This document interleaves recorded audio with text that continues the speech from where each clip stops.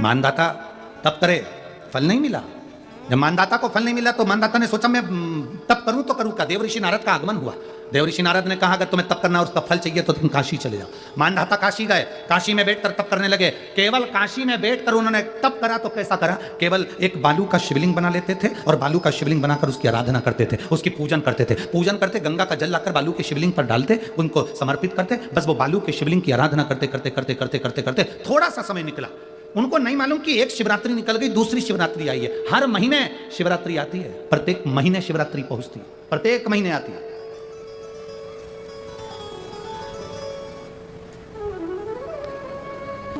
दिल से सुनो उसको।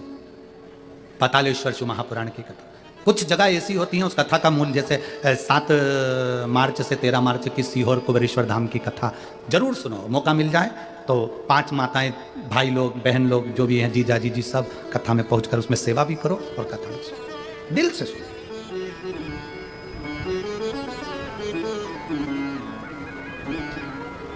भगवान की भक्ति को धारण करिए। मानधाता ने बालू का शिवलिंग बनाया, पूजन करना प्रारंभ करी, गंगा जी का जल ले जाकर चढ़ा देते। अब कोई तप नहीं, कोई साधना नहीं, कोई नेत्र बंद कर नहीं बैठे, कोई तप साधना में नहीं बैठे, कोई घोर तप करने के लिए नहीं बैठे, केवल शंकर का शिवलिंग बनाया, पूजन करिए। साल में एक दिन सावन के महीने में जो शिवरात्रि आती है, हम भी टीवी के माध्यम से, सोशल मीडिया के माध्यम से आप सबके घर में पार्थिव शिवलिंग का निर्माण करवाते हैं। उसका कारण केवल इतना है कि हम पूरी जिंदगी तप नहीं कर पाते, पूरे साल व्रत नहीं कर पाते, साधना नहीं कर पाते, तो कम से कम सावन के महीने की शिवरात्रि पर जब अपने घर में मिट्टी का शिवलिंग बनाकर पूजन करते हैं तो हमें तप और साधना का पूरा फल प्राप्त हो जाता है। करने वाले, विरोध करने वाले करते रहते हैं, शाम को तो व्रत ये वाला उपवास करना ही नहीं था, पूजन कराना ही नहीं थी, इसमें ऐसी पूजन करा दी, उसमें वैसी पूजन करा दी, ये गलत बोल दिया, ये सही बोल दिया, ये ऐसा कर दिया, काली मिर्ची चढ़वा दी तो ये चढ़वा दी। बोलने वाले बोलते रहेंगे। तुम अपना काम करो, पार्थिव शिवलिंग का निर्माण करो, पूजन करो, आराधना करो, विसर्जन करो। आग लगे बस्ती में, जम के बोलो जरा अपन रहो, क्या किसको रोइए, चादर तान के सो। अपने को मतलब नहीं कुछ भी, अपन को सोचो, अपनी जिंदगी का सार्थकता सिद्ध करा। मानधाता ने आप कोई तप नहीं करा, मानधाता ने आप कोई साधना नहीं करी, मानधाता ने आप कोई आराधना, बस एक काम करा, शिवलिंग का निर्माण, उसकी पूजा की। आपसे भी निवेदन करते हैं, समय मिला करे, हफ्ते 2 हफ्ते में गमले के अंदर ऐसी मिट्टी को उठा लो शिवलिंग जैसी, और जल चढ़ाकर पूजन करके वहीं विसर्जन कर दो। उसी गमले में उसी मिट्टी को वहीं विसर्जन करो।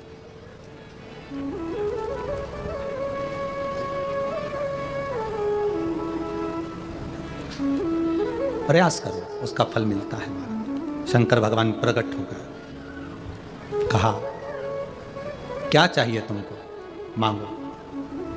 अब मानधाता ने मांगा कुछ ना। मानधाता ने कहा कि पहले तो मैंने जब तप करा, साधना करी, आराधना करी, तब तो मुझे आपका दर्शन नहीं हुआ, और अब आप मेरे सामने आ गए तो मैं मांगू, ये श्रेष्ठता कहाँ है? अब मैं मांगू, ये श्रेष्ठता कहाँ है? मुझे मांगना नहीं, कुछ तो मांगो।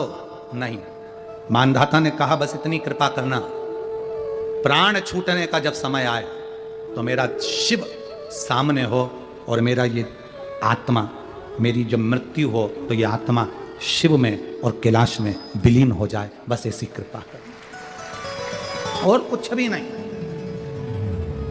और कुछ नहीं चाहिए।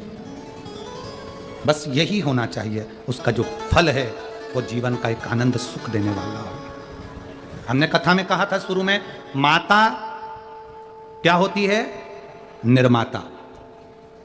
आप माता हो, आप निर्माता हो।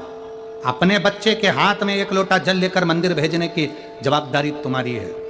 अपने बच्चों के मुख से श्री शिवाय नमस्तुभ्यम निकलवाने की जवाबदारी तुम्हारी है, कोई दूसरा नहीं निकलता।